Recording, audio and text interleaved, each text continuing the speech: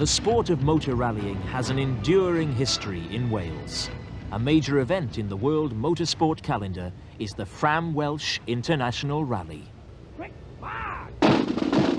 As the Welsh celebrates a 25th anniversary, it's worth reflecting on the tradition that ensures such a welcome return each year.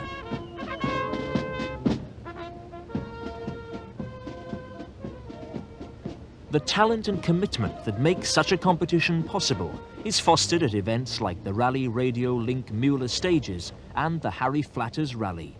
August the 6th and 7th, 1988, saw these events take place on the renowned tarmac of Epynt in mid-Wales.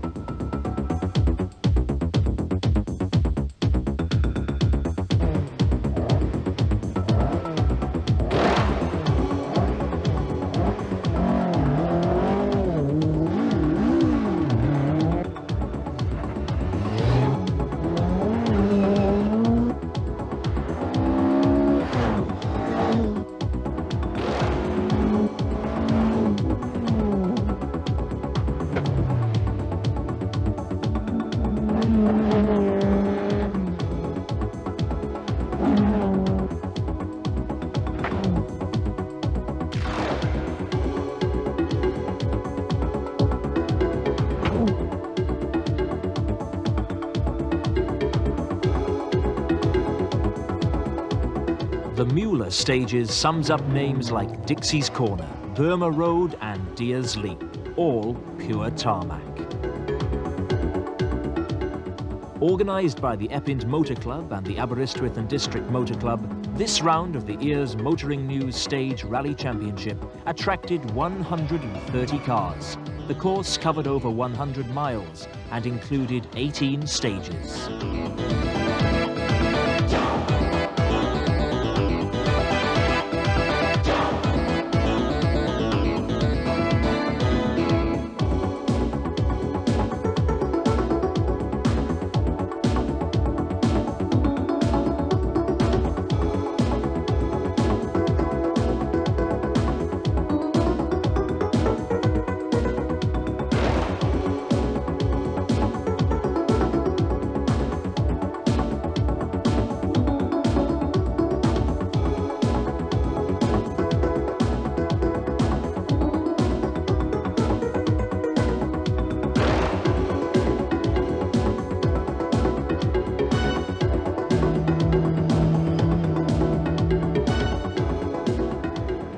First place went to Brian Price and Peter Carter in the newly acquired Opel Manta 400.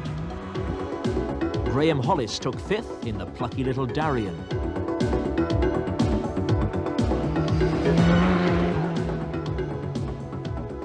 Just under 1 minute behind Price, Rob James took his Manta 400 to second place with the help of Marcel Mace.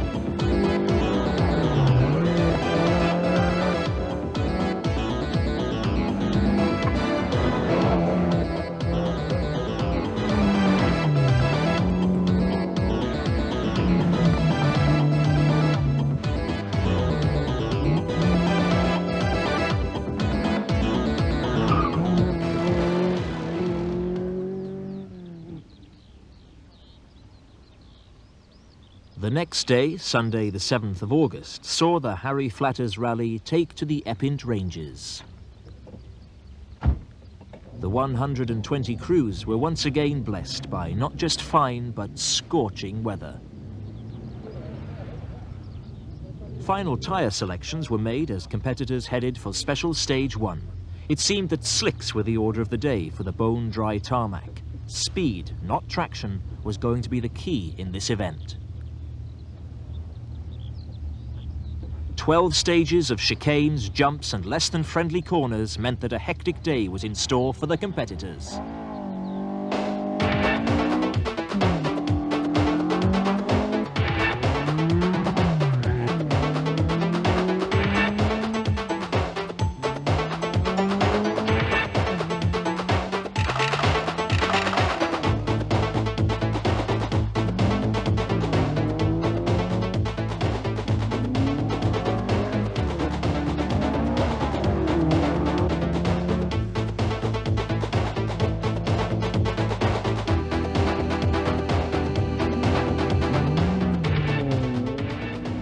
The previous day's winner took the course car for a Sunday drive.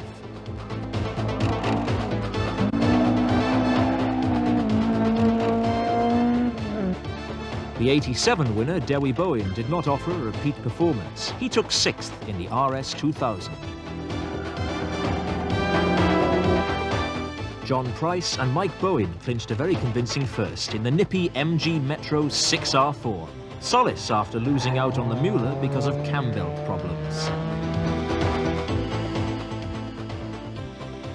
Mal Stewart and Graham Hodley managed 9th overall.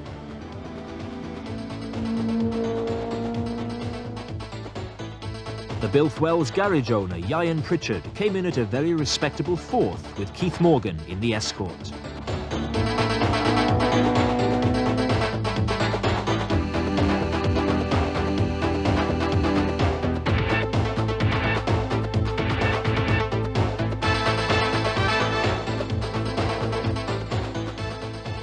The Toyota Starlet over from County Antrim took George Robinson and co-driver John Billett to 3rd.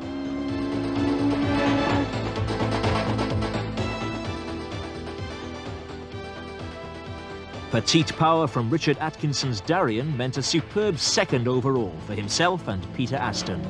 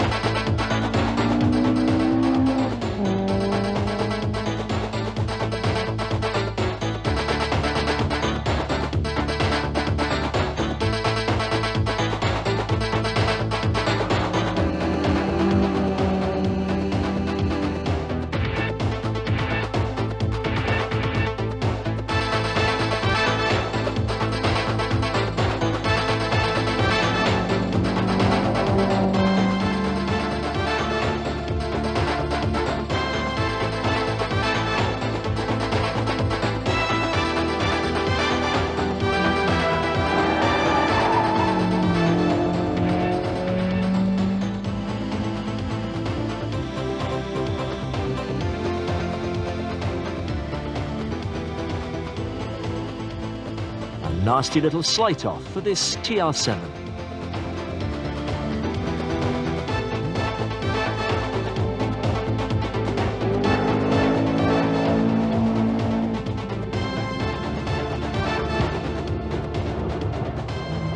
The only thing left to do with a car in this condition? Ditch it.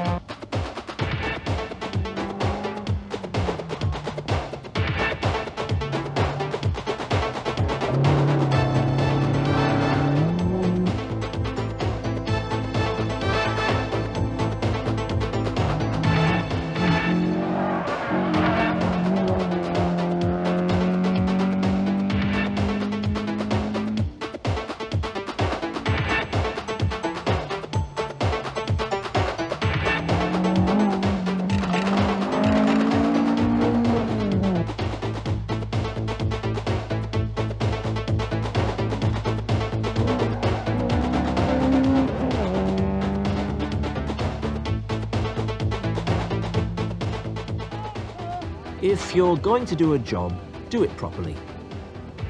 If you're going to get stuck, do it seriously. If you're going to get out, get some friends. And if you don't want to get squashed, get out of the way.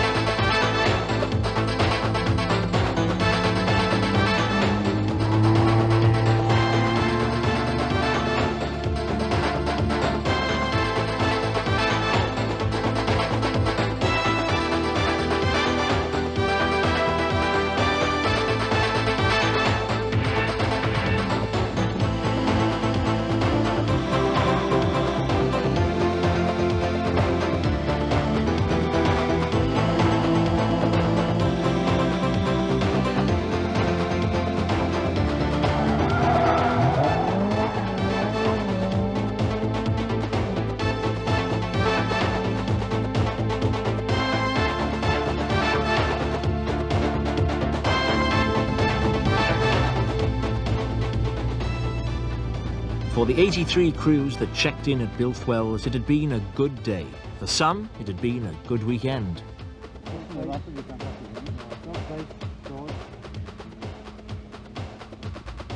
Some skillful tarmac driving and navigating brought this 6R4 victory on the Harry Flatters. But what would it take to come first in the forest?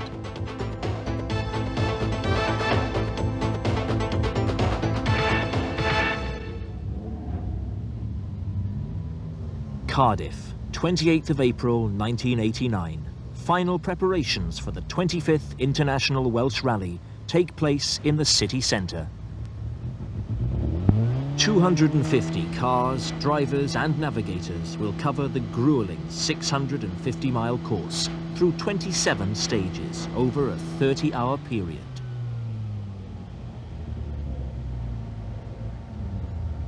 During this time, a tough schedule means only 2 short breaks for the British and European entrants. There are 3 main divisions within the rally. The first 150 cars take part in the International Rally. The next 50 in the Welsh Trophy Rally. The remainder are taking part in the Fram Welsh Clubman's Rally. This covers only 10 of the stages and ends in Aberystwyth. As round 3 of the Shell Oil's British Open Rally Championship, the Fram Welsh has attracted the big guns for what promises to be a closely fought battle. Names like Jimmy McRae, Russell Brooks, Malcolm Wilson, Penty Auricula, Mark Lovell and David Llewellin will be holding back nothing. But they in turn should watch out for the likes of Gwyndaf Evans, Louise Aitken-Walker, Hakan Eriksson and Mats Johnson. As with the run-up to any rally, speculation abounds. However, there is one man on whom special attention is fixed. He won the opening round of the Open Championship in Yorkshire in his Toyota Celica GT4. He took an unhappy off-the-course excursion in the Circuit of Ireland, one of many to date. At the Park Hotel, during the scrutineering, we popped the question. Can Dave Llewellin be the first Welshman since 1966 to win the Welsh? Oh, it's such a difficult rally for me. I've led the event twice before and disappeared into scenery from about 2 stages from the end. So, you know, I've led it before and the pressure's got to me. As I say, it is a difficult rally for me because it's my home international. And I've obviously got a lot of support in my home counties, and people are willing me on, and of course this builds up the pressure for it. This year I think that the Ford has the advantage slightly on the tarmac because it has a more powerful engine but only 2-wheel drive, whereas this is a little less powerful. We've got 4-wheel drive, so the gravel roads of the Welsh Forest should suit us, and I'm obviously hoping to have the edge on them. What's David Llewellin going to be saying this time on Sunday night, I wonder, and where will he be? Well, that's the big question. I'm not going to tempt fate. I'm just going out there to do the best I can, and hopefully, if we have a bit of luck, you know, that we can get back first. From the Welshman to the Midlander, is Russell Brooks happy with the Ford RS Cosworth? Yes, you know, we've got this Andrew Sykes team of 2 Sierras, myself and Mark Lovell, and the car's built by Mike Little Preparations. He always does a good job. We tried the car yesterday. It was absolutely perfect. I can't say any more about it. The 87 winner, what's he going to be saying this time on Sunday night, I wonder? I'd love to be able to say David Llewellin finished a good second. Jim McRae, welcome to the 1989 Welsh Rally. They're talking about a tussle with Russell. Well, it always seems to happen between Russell and I. There is a tussle. I've got to admit that Russell's normally in Wales has been quicker than I have, but we'll need to try and do something about it this event. Final scrutineering at Lexmead.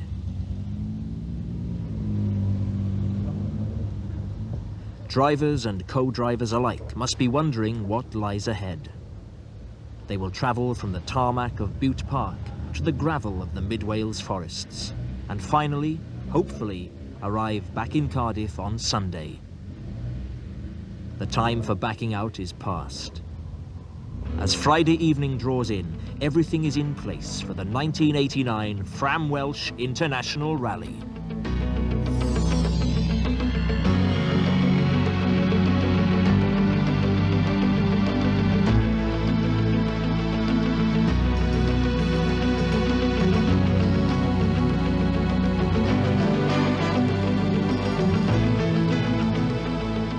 With the non-appearance of Per Eklund as car 1 due to homologation problems, Dave Llewellin and co-driver Phil Short are first off the ramp in the Toyota.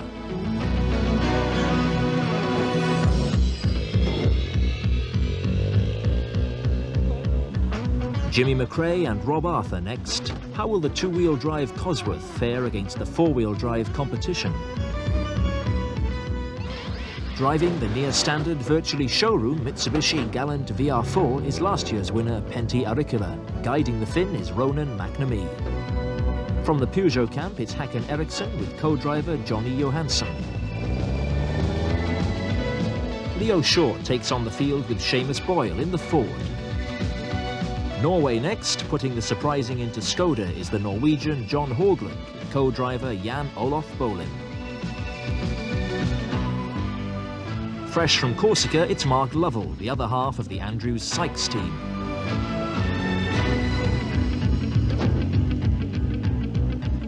The bright young thing of the rally, Gwyndaf Evans, is faster with each event. What will he and Howard Davis pull off this time?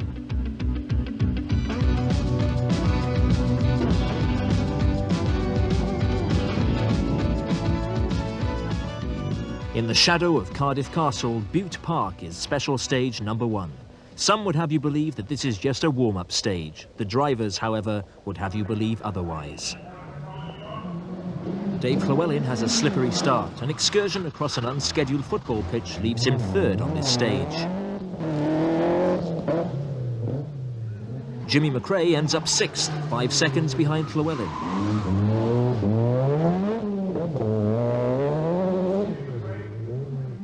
Malcolm Wilson shares 6th with McRae.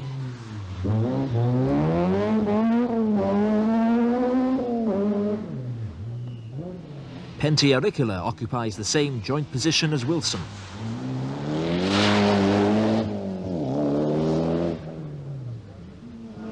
Just 1 second leaves Håkan Eriksson outside the top 9.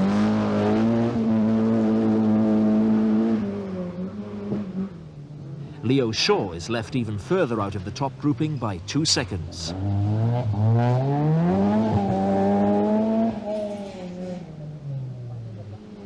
John Haugland is separated by the same gap. This is his first ever special stage on front-wheel drive. Russell Brooks shares 6th with Auricula, Wilson and McRae.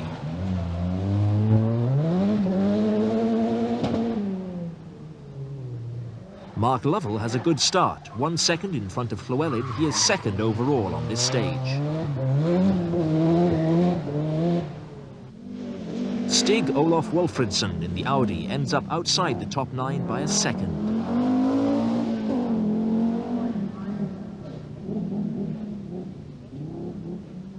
Another second behind Wolfridsson is Mats Johnson in the Opel Coslet.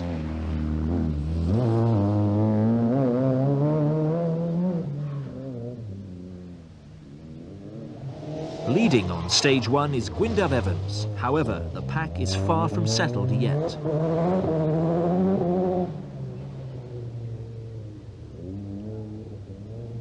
Another Swede, this time Martin Eriksson in the Audi Quattro.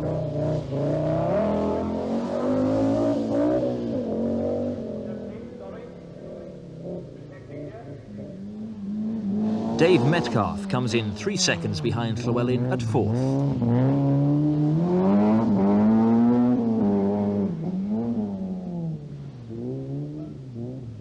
Louise Aitken-Walker, unlike teammate Wilson, is not included in the leader pack on stage 1.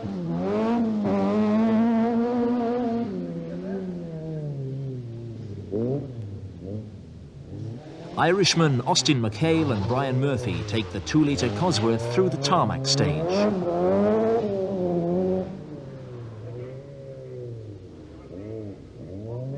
Andrew Wood in the Audi, wasting no time in Bute Park.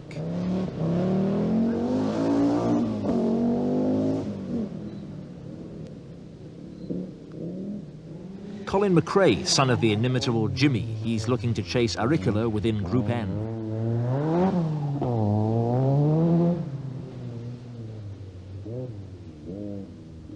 Coming in at joint 4th, it's Volta Jensen in the Mazda 323.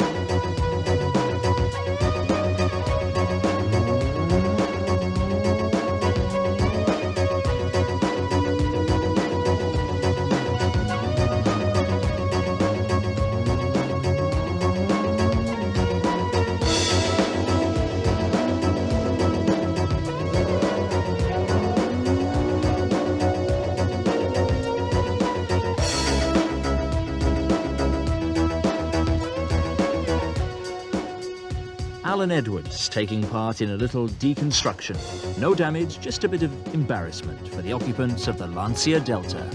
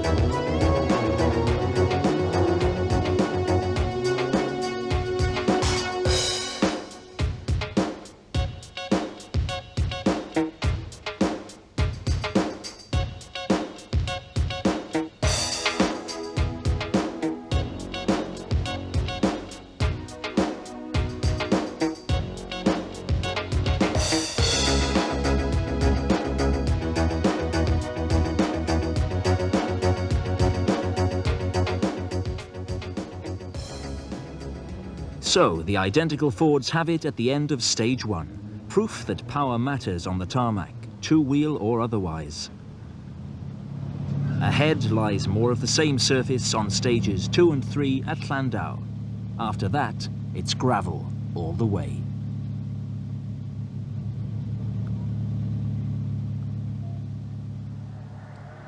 Margam Forest, stage 4. Llandau leaves Llewellin third, 7 seconds behind joint leaders Evans and Lovell. Llewellin now snatches the lead on the first Forest stage. Clutch problems leave a worried Jimmy McRae 21st after Llandau. In Margam, he fails to make it back into the top 10, still hampered by clutch problems. Malcolm Wilson has a steady run in the Forest, finishing just outside the leading group. Keeping up the Group N fight, Penty Auricula comes in at number 7.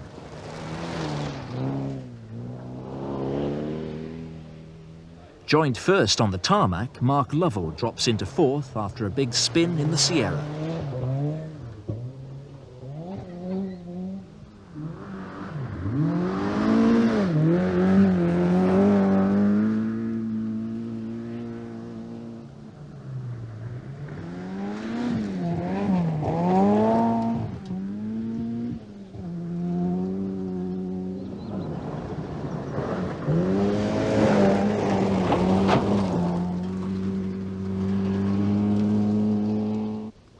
Stig Olof Wolfridsson puts in a respectable 6th in the Audi.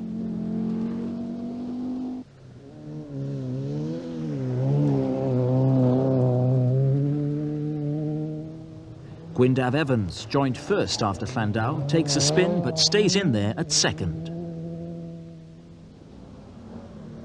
Swede Martin Eriksson comes in 9th despite power steering problems.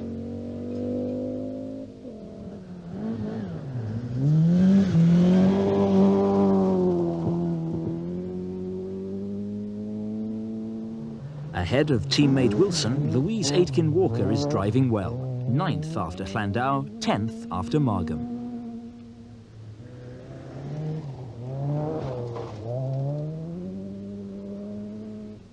Andrew Wood comes in just behind Auricula to pinch 8th. Excluded from the main rally are the MG Metro 6R4s. They're competing for the Welsh International Trophy. Its route is identical to that of the International Rally. William Barton and co-driver Don George go on to clinch first in this category.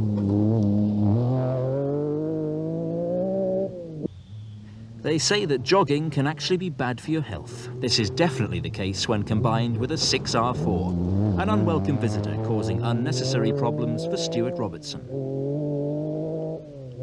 Rob Lawrence puts the pressure on and is rewarded with 2nd in the Trophy Rally.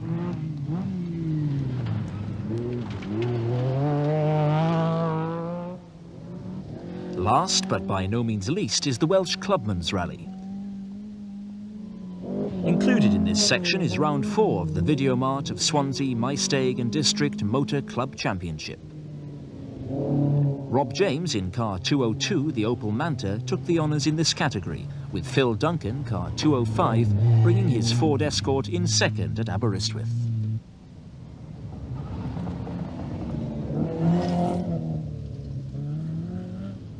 Margam service halt, end of the first Forest stage. Llewellin leads, Evans is second, Brooks third, Lovell fourth and Walter Jensen is fifth. Unaware of the exact group placings, Dave Llewellin and Phil Short enter the service area. There's time to reflect on what has come to pass so far.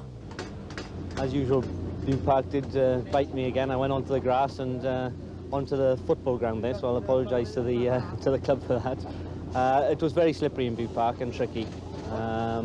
We got through there unscathed, thank the Lord. But there were Gwyndaf and Mark Lovell were tying for the lead after View Park and Llandau, which we expected them to be a little bit quicker. But it's nice to see Gwyndaf up there and leading the pack at this early stage. How's it comparing to the 88 rally? Well, to me, of course, I'm in the Group A car this year. Last year I did in the Group N, and it's totally different so far to me. This car is so much quicker. So far, I'm absolutely chuffed with the car. The car is very good. We did some testing last week, and we changed the suspension, and so far it feels very nice. Come on, lads, we're going to have to go. Phil Short, co-driver in a hurry. Back to work for Llewellin on tyres of a different compound. Back to work also for the bus driver from Machynlleth, who's enjoying every minute of it. Before rejoining the leaders at Special Stage 9, let's see how some of the lower end of the field got on in the Brechfa Forest, in particular on one bend that puts new meaning into the phrase slight off.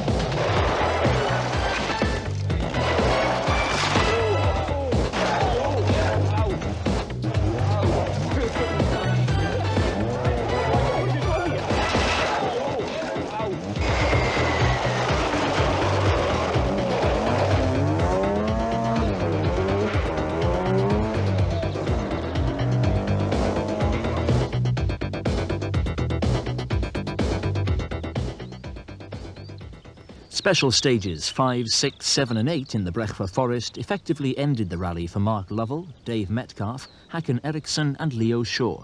No serious injuries, just a lot of ditches, rolling and consequent time overruns. 2 more special stages, then a service halt at Aberystwyth. Stage 9, Llanafon. Dave Llewellin holds down the lead by 2 seconds, but minor mechanical problems are accumulating.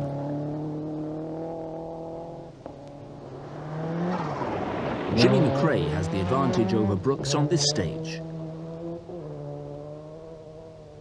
But the Midlander still has stage 10 to make up the difference before Aberystwyth. Uneconomical is the verdict on Wolfriedson's Audi as it gushes out petrol onto the course. Back amongst the leaders, Malcolm Wilson puts in some good times to take 5th.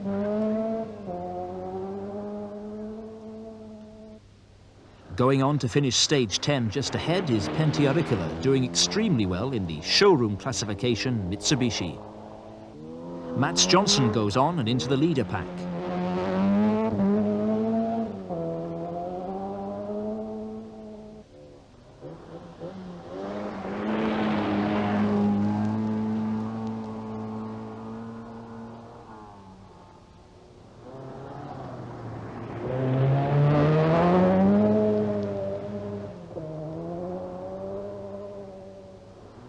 Colin McRae takes his Sierra toward the top 20.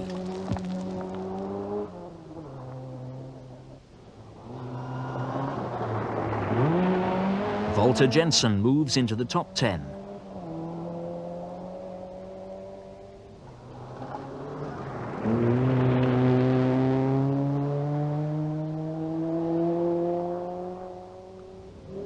Close behind Jensen is Andrew Wood.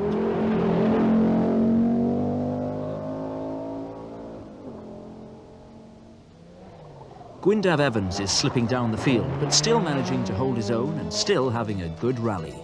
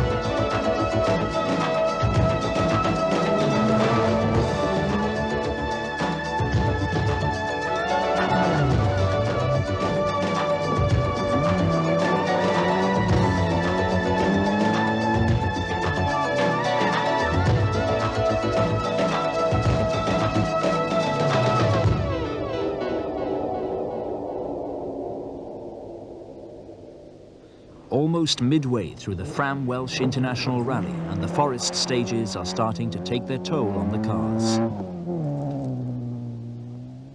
A team from Bedford are forced to pull over. They're promptly passed by John Gostage and Rob Jones in the Peugeot 205 GTI.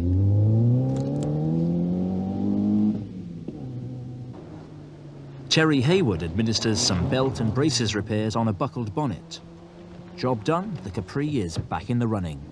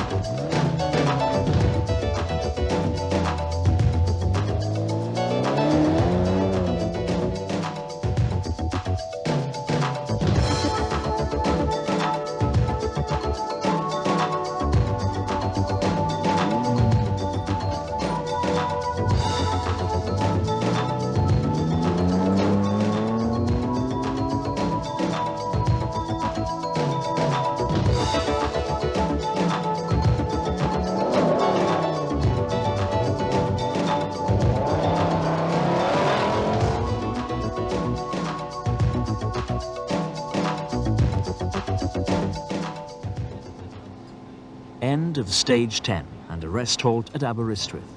So far, the competitors have covered just over 70 miles of special stages. The mechanics must now use this valuable service time to the full. At the halfway stage, Penty Auricula lies fourth, Jimmy McRae third, and Russell Brooks second. Leading the pack with an overall time of 83 minutes and 7 seconds is Dave Llewellin. Have solutions been found for a faulty oil differential and dodgy fan? Yes, the lads now have had half an hour to work on the car, and they're that's given them time to hopefully put everything right. They've been working very hard at it, and whilst I've been having an hour's sleep, and hopefully, fingers crossed, that everything now will go all right during the night. Do you reckon your four can finally knock spots off his Toyota, or we get to see? Well, at the moment he's taking time off us on every stage except one, and you have to accept that's a fact of life with four-wheel drive. You know, unless he has problems, I don't think we can really close the gap. We did take 3 seconds off him on the last stage before the halt here at Aberystwyth, and we're going to keep trying hard over the next ones. Maybe we can do it. Maybe they can. The Toyota crew would like to think otherwise. Phil Short checks out of Aberystwyth. Jimmy McRae and Rob Arthur will be looking to better the Andrew Sykes Ford during the night. Brooks was fastest over stage 10, cause for optimism as he sets off for the Ceiniog stage. Colin McRae is off. Walter Jensen and Monty Carlin are putting up a good fight in the Mazda 323. The Norwegian will be keeping the pressure on during the night.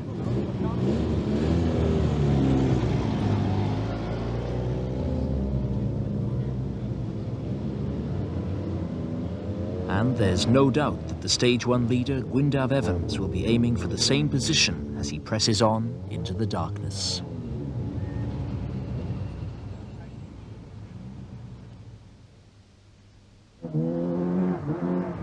Sunday morning, Malcolm Wilson flies through Sweet Lamb, stage 21 to take 6. Ahead of Wilson, Auricula lies 5th. Austin McHale fights his way up the leaderboard to 7th. In the night, Jimmy McRae's clutch explodes. This gives Brooks the advantage and leaves McRae 3rd. Mats Johnson settles for 9th on Sweet Lamb. Half a minute in front is fellow Swede Stig Olof Wolfridsson. Badly damaged suspension left Dave Llewellin on 3 wheels for part of the night. He now leads the pack, a heavily reduced lead of 46 seconds. Walter Jensen passes through stage 21, but Colin McRae set off before him, Llewellin and Dave Maslin. There is a reason for the absence of car 20, as this amateur footage testifies.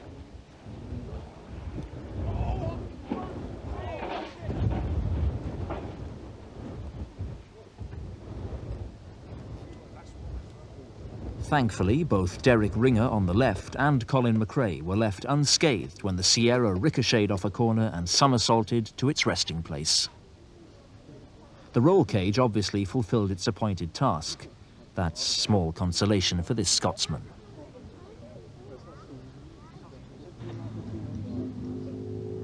The rally goes on.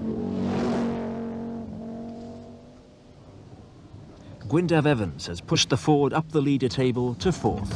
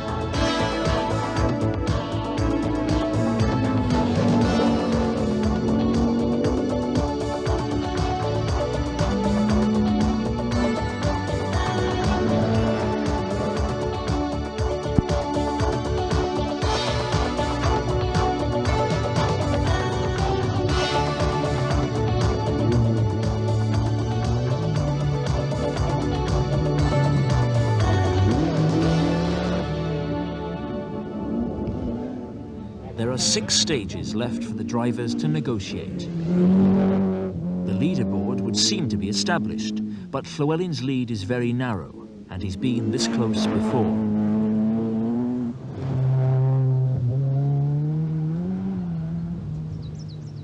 After Sweet Lamb comes Tarmac, the Arch, Llanafon again, and then one of the toughest stages, Esgair Dafydd. The weather has closed in for this special stage 25. Russell Brooks is very, very close to Llewellin. Can he consolidate on this in the closing stages? Epynt is in a class of his own, showing the other Group N drivers how to do it. Malcolm Wilson has driven a steady, unrelenting rally, holding his own midway up the top 10. Austin McHale plugging for a last-minute place in the leader pack.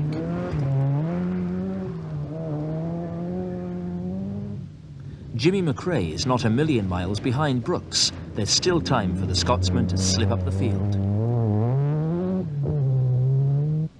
Walfredson probably won't win, but he can damage McHale's chances.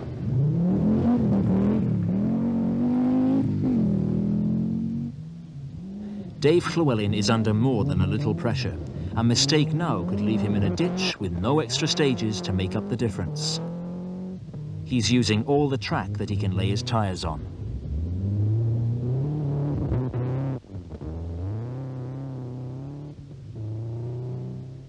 Mats Johnson chasing a position in the leader pack.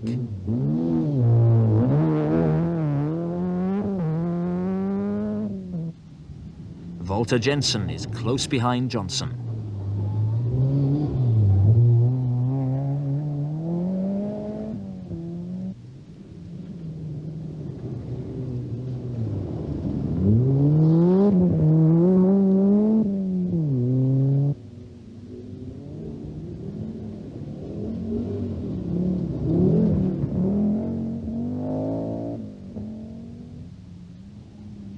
Gwyndaf Evans is still driving well, still a threat to the top 3.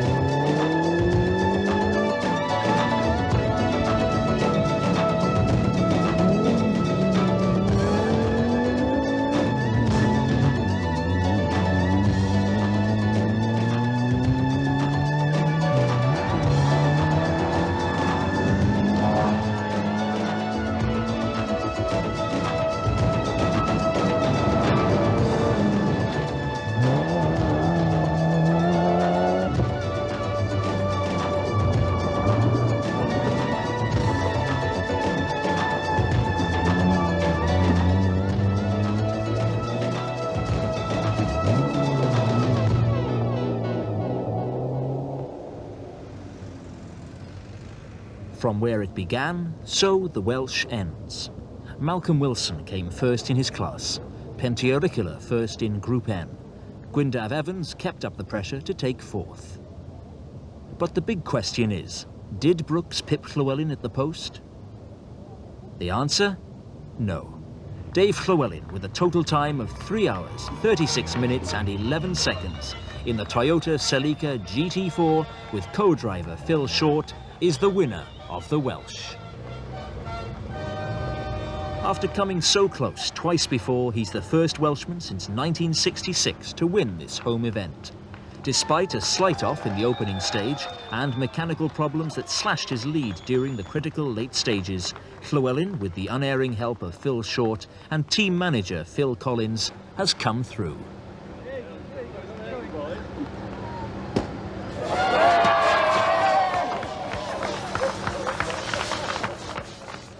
Brooks and McRae had to settle for second and third, respectively. Russell Brooks, second place, but a very strong finish nevertheless. Your thoughts, please? Very, very pleased, really, because in a two-wheel drive car we were surprised to be that close and really quite happy. I mean, we never would have closed the gap, I don't think. So I don't want to take it away from David, but nevertheless, we're happy. Well, I'm pleased that we're here in third place. Obviously, we'd like to have been first or second, but I think David deserves to win it, and I know how I felt when I won the Scottish, so I don't take that away from him. The driver of car number 13 is still smiling, and so he should be after such a fine performance. However, the last word should go with the driver of this car. It must be a fantastic feeling for you. Yes, it is. I think I'm the happiest man in Wales just at this present moment. And how to put it into words, really. It's a fantastic feeling.